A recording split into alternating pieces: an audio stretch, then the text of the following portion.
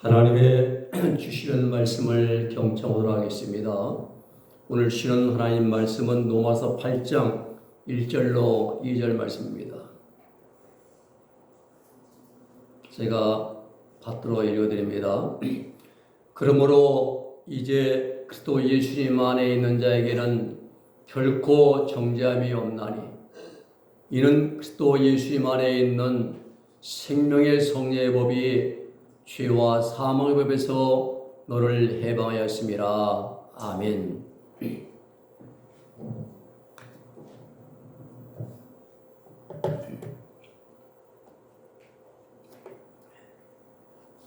우리는 흔히 말하기를 누구는 성령의 사람, 또 영의 사람, 또 신령한 사람이라고 말을 합니다. 또 누구는 이 시대의 선지자, 선견자, 그리고 하나님을 대언한 자라고 말을 합니다. 그런데 우리가 바르게 알아야 할 것은 선지자와 선견자는 구약시대에 하나님이 세우신 종들을 일컫는 말입니다.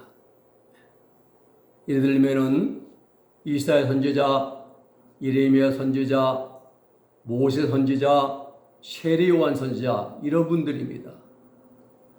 이분들의 특징은 삶 전체가 언행심사, 즉 행동이나 입술의 말 어느 한 가지라도 자의로 행하지 아니하고 오직 하나님의 말씀을 따라 하나님의 명령을 따라 말하고 행동하고 선포했다는 사실입니다.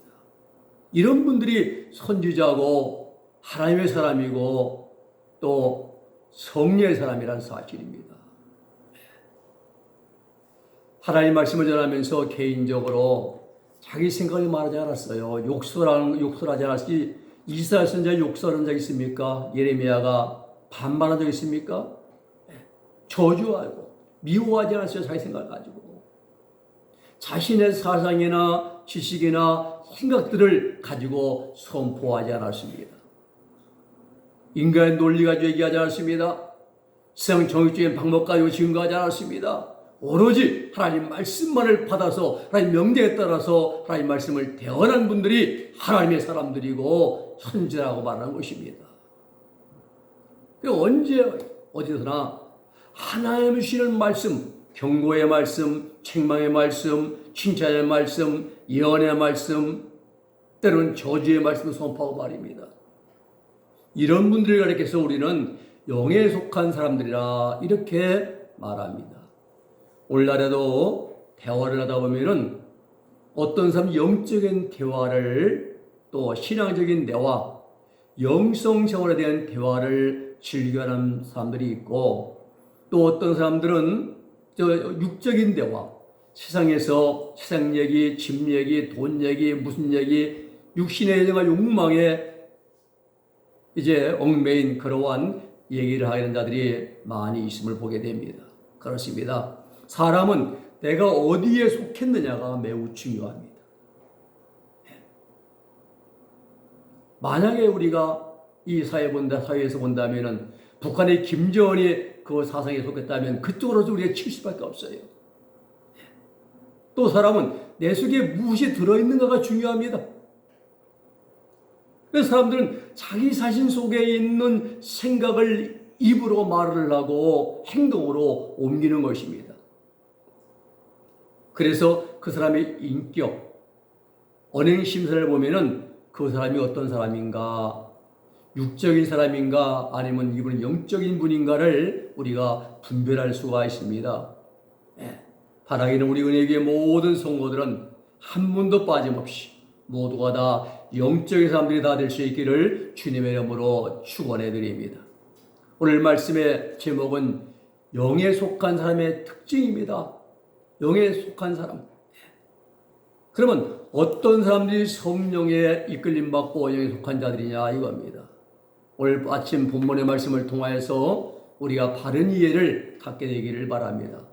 로마서 8장 1절과 2절의 말씀 보면 그러므로 이제 유인이죠. 헬라어로. 이제 그리스도 예수님 안에 있는 자에게는 결코 정죄함이 없나니. 어떤 자에게요? 예수님 안에 있는 자에게 정죄함이 없다는 겁니다.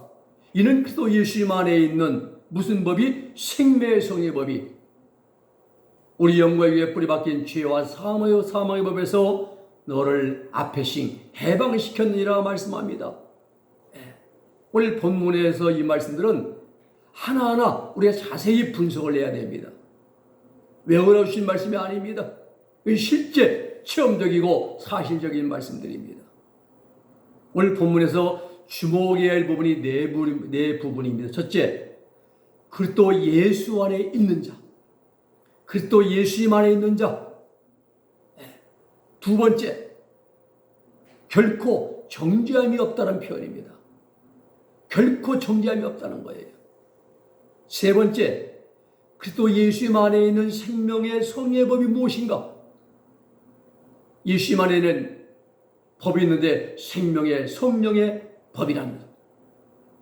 또 한 가지는 네 번째는 죄와 사망의 법. 그리고 그 죄와 사망의 법에서 생명의 성의 법이 해방하였다라는 그러한 말씀입니다. 이 네 가지 표현들은 모두 사도 바울의 경험적인 진리라는 것을 우리는 알아야 됩니다. 바울이 직접 체험하고 경험하고 그리고 이것을 기록했다는 사실입니다. 피상적으로 바울이 쓴 게 아니에요. 실제적인 그러한 사실을 기록한 그 말씀입니다. 이는 학문적으로 표현한 학술용이나 또 가설을 내세우기 위한 이론이 아닙니다. 사도 바울 자신이 로마서 7장에서 고민하고 괴로워하던 죄 문제가 해결된 그러한 경험적인 고백이 로마서 8장이라는 사실입니다. 첫째, 오늘 우리가 영에 속한 사람의 특징은 어떤 자냐면은 그리스도 예수님 안에 있는 자입니다. 그리스도 예수 안에 있습니다. 오늘 본문 8장 바로 앞에 있는 로마 7장에 보면은 로마 7장에는 그리스도 예수 안에라는 표현이 단 한 군데도 안 나옵니다.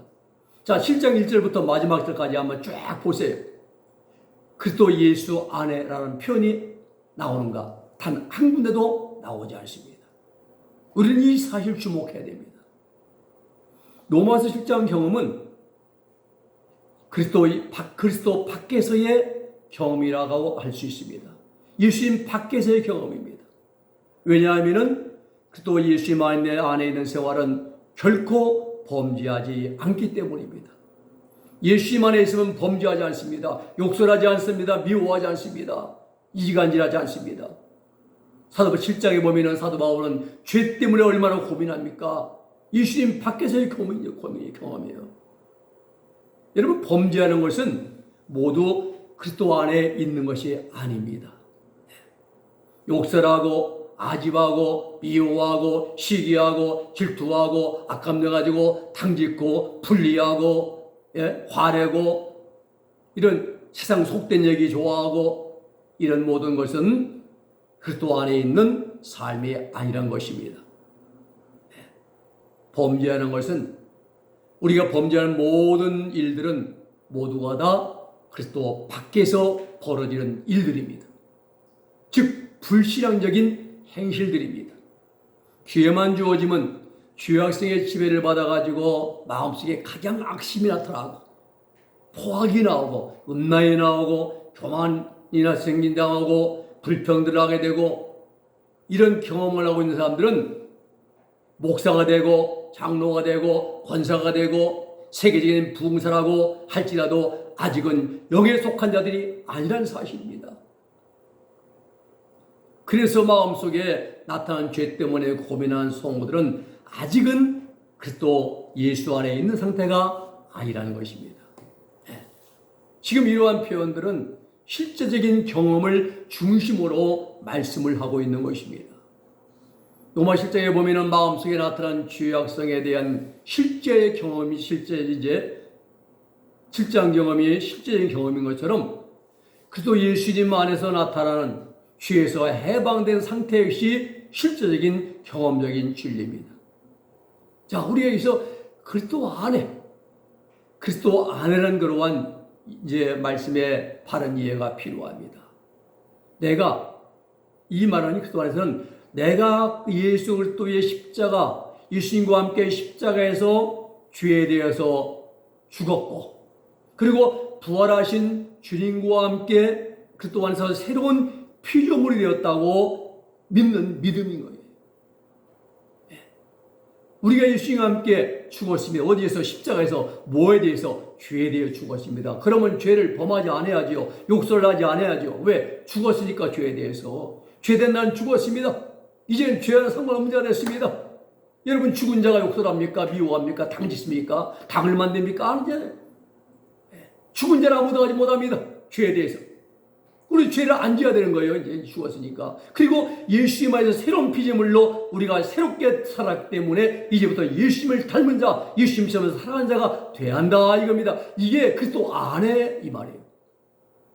그러므로 예수 그리스도가 예수 안에 있다는 경험은 죄에 대해서는 죽은 사람으로 살고 부활하신 예수님 안에서 새롭게 된 피조물, 즉 천국 백성답게 살아간 사람을 또 예수 안에 있는 자라 말한 것입니다. 즉 마귀가 아무리 범죄하도록 유혹을 하고 또 유혹을 하고 시험을 하고 그러면서 범죄할 기회가 주어져도 조금도 범죄하지 않은 상태가 바로 예수 안에 있는 그런 자의 상태인 것입니다. 여러분 예수님 안에 있는데 제가 범죄합니까? 예수님이 악을 행합니까?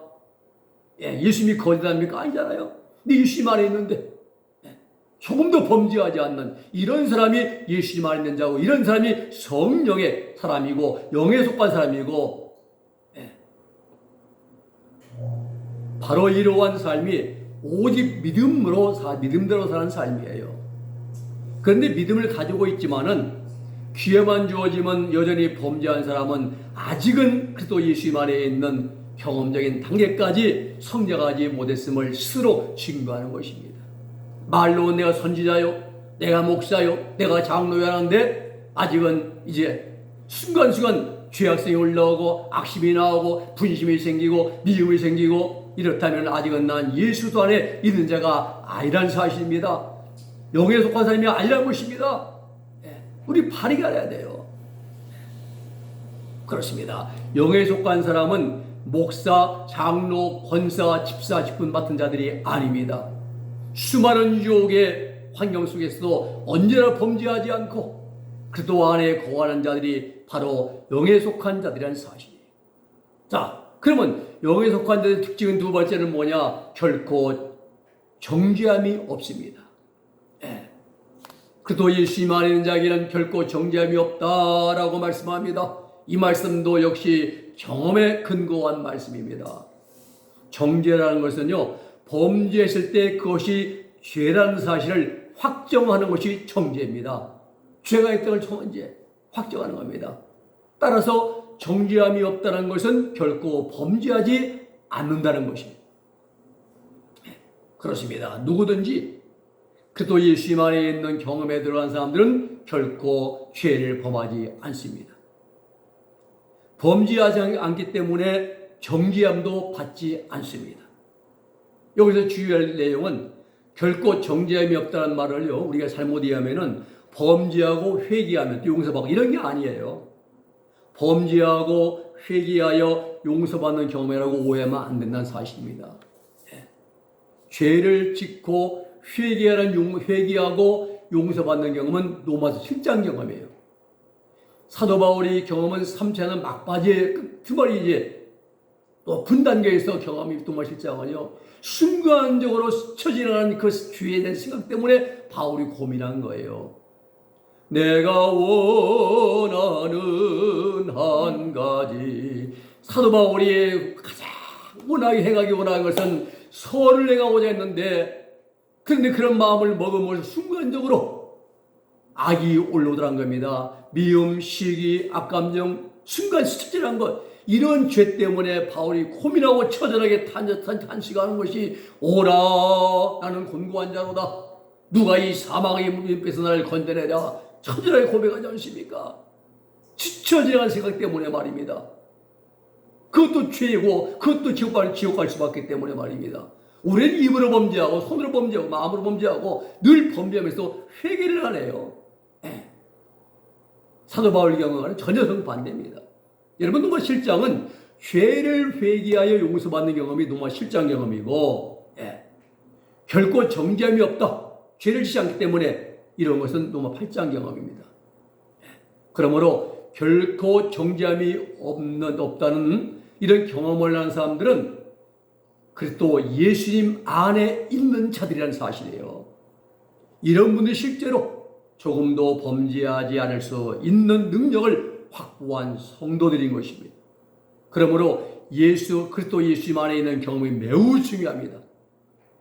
주 안에 있는 나에게 딴 근심이 있으랴 찬송은 아주 잘합니다. 그런데 순간 또 환경이 주어지면 짜증내고 신경질 내고 이제 책망하고 이렇다면 난 아직은 그리스도 예수님 안에 있는 자가 아닙니다. 그렇습니다. 영에 속한 사람들은 그 어떠한 상황 가운데서 오직 범죄하지 않는 그러한 성도들, 그분들이 바로 영에 속한 성도들이라는 사실입니다. 결코 정죄함이 없습니다. 세 번째는 영에 속한 사람의 특징은 죄와 사망의 법에서 해방된 분들입니다. 그리스도 예수님 안에 있는 성도들은 생명의 성례의 법이 우리 생명의 성례의 법을 통해 가지고 죄와 사망의 법에서 해방된 사람들이에요. 이 죄의 법과 사망의 법을 합쳐가지고 죄와 사망의 법 이렇게 말합니다. 로마 10장에서 사도 바울로 하여금 그토록 로마 7장은 고민장이고요. 8장은 고민 해결장입니다. 고민이 무슨 고민입니까? 죄 때문에 고민입니다. 죄 때문에. 우리는 세상 것 때문에, 형 때문에 고민합니다. 사람들은. 많이 갖고 싶고, 뭘 잡고 싶고, 뭘 얻고 싶고, 그게 안 될 때 고민하는데 사도 바울은 전혀 그 상관, 세상과 나는 간 곳 없고, 사도 바울은 오직 죄 때문에, 세상 것 때문에 고민이 아닙니다. 그래서 7장에서 사도 바울로 하여금 그토록 고민하게 만든 것이 무슨 법이냐? 죄의 법이라. 죄의 법입니다. 그 죄의 법이 범죄할 기회만 주어지면은 죄악성이 사도 바울로 하여금 사도 바울의 마음속을 지배하게 만들고 각양 악심을 품게 만든 장본인이 뭐냐? 죄의 법이에요. 바울은 선을 행하려고 해서 언제나 선을 행한 나에게 상은 다른 법이 있으니 그 죄의 법이에요. 그 올라옴으로 선을 행하지 못하게 하더라는 겁니다. 그게 바로 악심을 품게 만드는 것이 죄악성, 장본이 바로 죄의 법이에요. 그것 때문에 바울은 고민을 거듭했습니다. 그 이유는 마음으로 범한 죄 역시 사망 형벌을 받고 멸망받을 수밖에 없기 때문에 마음으로 범한 죄도 죄란 말입니다. 남을 미워하고 시기하고 은근히 질투하고 말입니다. 못마땅히 여기고 말은 않지만은 이것도 역시 우리가 이제 멸망받을 수밖에 없는 죄라는 사실이에요.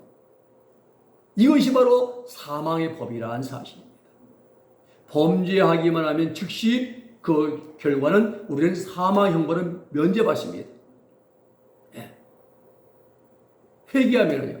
그러나 범죄한 순간은 사망 형벌을 우리가 받게 되는 것이죠. 죄의 법과 사망의 법은 서로 밀접한 관계를 가지고 있습니다. 따로 분리할 수 없습니다. 그래서 죄와 사망의 법 이렇게 합쳐서 부르는 것입니다. 중요한 것은 사도 바울은 이 죄와 사망의 법으로 인하여 고민하고 괴로워했지만은 지금은 그 문제가 해결됐다는 거예요. 죄와 사망의 법에서 해방되었다는 사실입니다. 로마서 7장 25절 말씀 보면은 우리 주 예수 그리스도로 말미암아 하나님께 감사하려다. 7장 24절에서는 오라 나는 곤고한 자로다. 죄 때문에 곤고한 겁니다. 처절하게 탄식하는데 25절에서는 하나님께 감사한대요. 왜? 그 죄의 사망에서 해방되었기 때문에 감사한다는 사실이에요. 그리고 로마서 8장에 지내서 가장 중요한 경험적인 체험적인 진리를 이제 증거하고 있습니다. 사도 바울 로마서 8장 1절과 2절에서 자신의 죄와 사망의 법에서 벗어나게 된 이유를 증거를 합니다. 그 이유는 사도 바울의 지식이 아닙니다. 경험이 아닙니다. 이는 그도 예수님 안에 있는 생명의 성령의 법이 죄와 사망의 법에서 너를 해방하였습니다 라고 말씀합니다. 예수님 안에 있는 생명의 성령의 법이 사도 바울을 그렇게 괴롭히던 죄와 사망의 법을 다 물리치고 뿌리 뽑고 해방시켰다는 사실입니다. 그래서 또 예수 안에 있는 생명의 성령의 법을 깨닫는 것이 매우 중요합니다. 그렇습니다. 영에 속한 사람들은 죄와 사망의 법에서 해방된 분들이 바로 영에 속한 분들이고 하나님의 사람들입니다. 네 번째는 영에 속한 사람 특징 네 번째는 예수님의 생명에 들어가신 분들입니다. 또 예수님 안에 있는 생명의 성령의 법을 또 예수님 안에 있는 사람들에게만 나타나 이 법은요 아무나 아니에요. 우리에게는 예수님의 생명의 역사가 나타나지 않습니다. 죄의 생각이에요. 죄의 능력만 나가요. 순간순간에 기분이 안 맞으면 투명하게 말하고 말입니다. 또 짜증내고 엘리베이터만 늦게 되면 신경을 내고 버스만 늦게 와서 짜증내고 우리는 말이에요. 갑자기 비가 오면은 하나님의 피로에 피를 주시는구나 감사합니다 해야 하는데 그게 아니라 짜증나 신경질 이거예요. 우리 속에 죄의 법이 들어가 있어요. 현재 뿌리 박혀 있습니다. 그런데 예수 또 안에 있는 생명의 성령의 법은 또 예수 안에 있는 자들에게만 나타납니다. 여기서 중요한 것이 생명입니다. 생명이에요. 이 생명은 또 예수님 안에만 있습니다. 생명은 예수님 안에만 있는 것입니다. 제가 아는 목사님, 어떤 목사님이 예수님의 생명, 마귀 생명 거더라고요.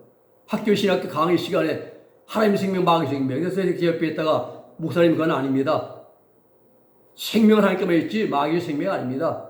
생명, 마귀는 죄성만 있지 악심만 있지 생명이 아닙니다. 했더니 끝까지 우겨요 아니라는 겁니다. 마귀의 생명이 없습니다. 우리에게 생명 주신 하나님이시죠. 마귀는 하나님을 대적하는 못된 성질, 악성만 가지고 있는 마귀예요. 마귀의 생명 붙이는 큰 실수입니다. 오늘 성경에도 말씀한 요한복음 14절에 예수님이 가라사대 내가 곧 호데스, 길이요, 알레테이아, 진리요, 쪼의 생명이니 라고 말씀. 예수님의 생명이세요. 마귀의 생명이 아닙니다. 예수님 자신이 곧 생명이라 말씀하십니다.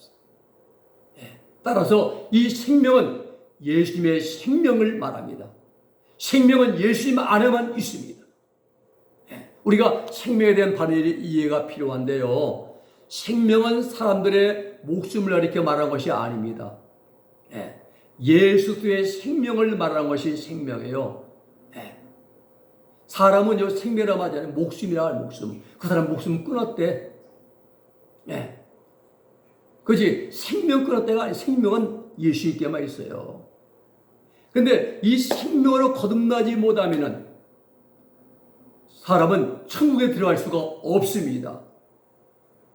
모든 성도들은 주님의 생명으로 거듭나서 하나님 나라에 들어가게 되어 있습니다. 그리스도 안에 있는 생명의 성령의 법이 나타나는 경험에 들어가려면 성도들은 반드시 예수 안에 거해야 됩니다.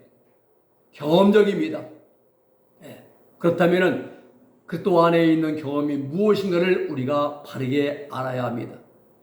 요한복음 14장 7절 말씀 보면은 이하에 빌립 사도가 주님께 하나님 아버지를 보여달라고 요청합니다.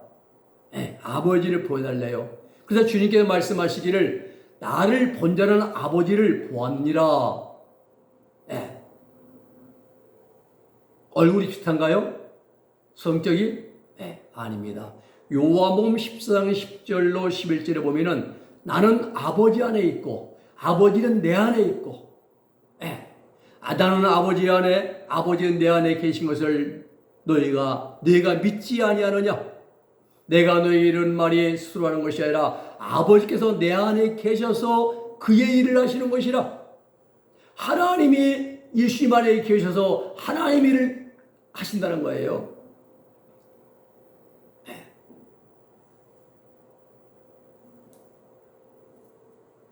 내가 하는 말이 스스로 하는 말이 아니라 아버지께서 내 안에 계셔 그 일을 하시는 것이라. 내가 아버지 안에 있고 아버지가 내 안에 계심을 믿으라. 그렇지 못하겠거든 행하는 그 일을 인하여 나를 믿으라라고 말씀하셨습니다.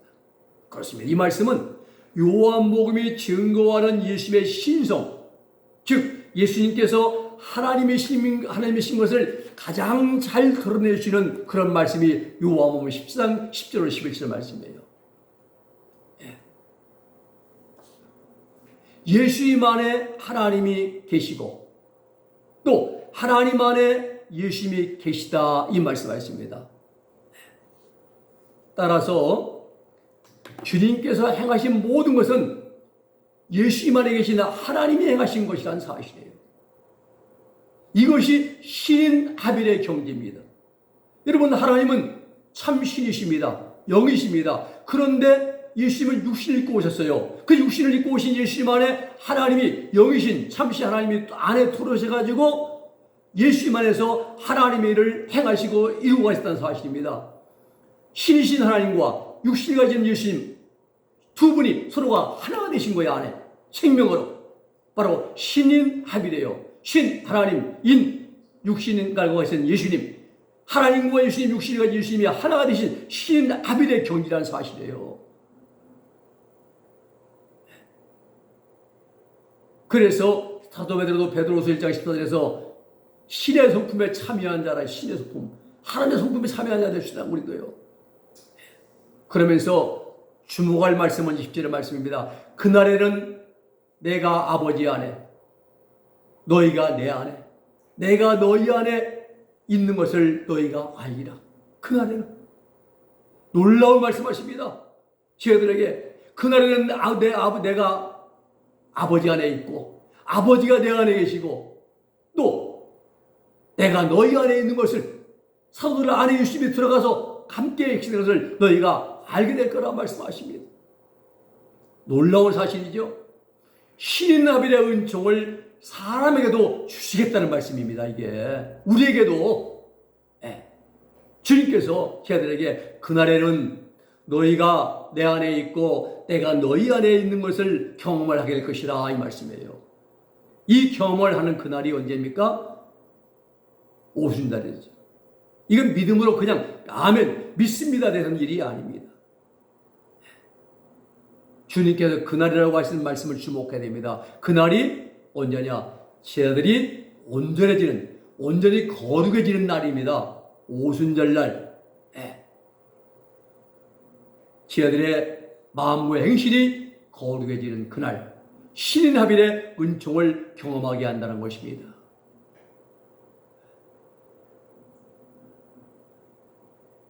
최후의 만찬 시간에 만찬을 나눌 때에 베드로가 주여 내 온몸을 닦아달라고 할 때에 그때 말씀하잖아요. 이미 목욕한 자는 발밖에 닦을 필요가 없느니라. 사도들은 3년 동안 주님을 따라다니면서 영적인 목욕을 했어요. 깨끗하게 마음 계시를 정결하게 마지막 발만 남은 거예요. 그것이 온전히 깨끗하게 거룩하게 씻겨지는 날이 그날 오순절날 마음과 행실이 온전히 거룩해지는 그날이라. 거룩해짐과 동시에 하나님의 생명이 들어와서 예수님이 내가 너희 안에 너희가 내 안에 있는 것을 알리라. 생명으로. 이게 신라빌의 놀라운 경지입니다.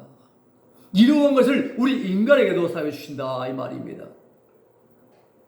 오순절 마가다락방에 모인 120명 문도의 가운데서 예수님의 12제자들만이 예수님 안에, 예수님의 제자들 안에 생명으로 하나 된 놀라운 경험을 했습니다. 바로 이것이 예수님의 생명에 들어가는 신하빌의 체험인 것입니다. 바로 이 경험을 사도 바울이 하고 그리고 말씀을 기록한 것이 로마서 8장이란 말씀이에요. 8장 1절 본문입니다. 경험하기 이전에는 죄 때문에 고민하는 로마 7장. 그래서 우리가 로마 7장은 죄의 고민장. 그리고 8장은 고민 해결장. 이렇게 붙입니다. 이 신하빌, 생명의 합의를 경험하고 있는 분들이 바로 영에 속한 분들이고 하나님의 사람들이라 이 말입니다. 말씀을 정리합니다. 로마서 8장은 영에 속한 사람들에 대한 경험적인 진리입니다. 로마서 8장 1절 신앙은 신인 합일이죠. 신인 합일의 경지에 속한 자들은 결코 정죄하며 왜? 하나님이 생명을 위해 들어와 계셨는데 우리가 죄를 분담을 미워합니까? 욕설합니까? 음란합니까? 거짓합니까? 포악합니까? 못하지요. 하나님이 생명을 위해 우리가 들어와 계셨는데 이런 분들이에요. 영에 속한 사람들은 그리스도 예수님 안에 있는 자들이 영에 속한 자들입니다. 결코 정죄함이 죄 짓지 않는 자들이 영에 속한 자들입니다. 죄와 사망에서 앞배신 해방되신 분들이 영에 속한 분들입니다. 그리고 예수님의 생명에 들어간 분들이 영에 속한 분들인 것입니다. 기도하겠습니다. 거룩하신 아버지 하나님 감사합니다.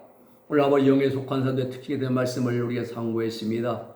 하나님 말씀을 따라 우리가 죄 때문에 고민하는 죄의 고민이 다 해결되어지고 하나님의 생명에 들어가고 예수 안에 거하고 그리고 죄와 사망에서 해방되어지고 결코 정죄함이 없는 이런 분들이 영에 속한 분들임을 우리에게 정돈하게 하심을 감사를 드립니다. 우리도 아버지 이를 목적을 여기에 목표를 두고 우리 신앙의 길을 열심히 있게 힘차게 앞만 보고 달려가는 믿음의 용사들이 다 되게 하여 주시옵소서. 예수님의 이름으로 기도 올리옵나이다. 아멘.